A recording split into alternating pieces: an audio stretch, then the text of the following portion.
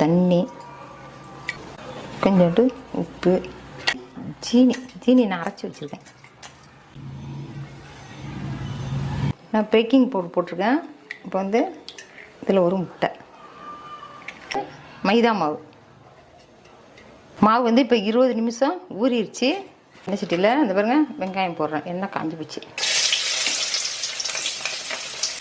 கருவேப்பிலை, பூண்டு, இஞ்சி, தக்காளி,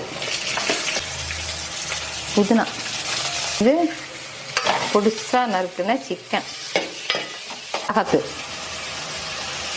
மல்லித்தூள், மிளகு, ஜீரகம் நுணுக்குனது, தேவைக்கேற்ற உப்பு. Chicken masala ready. இதே நான் இப்போ இந்த சிக்கன் மசாலாவை நன்றி, வணக்கம்.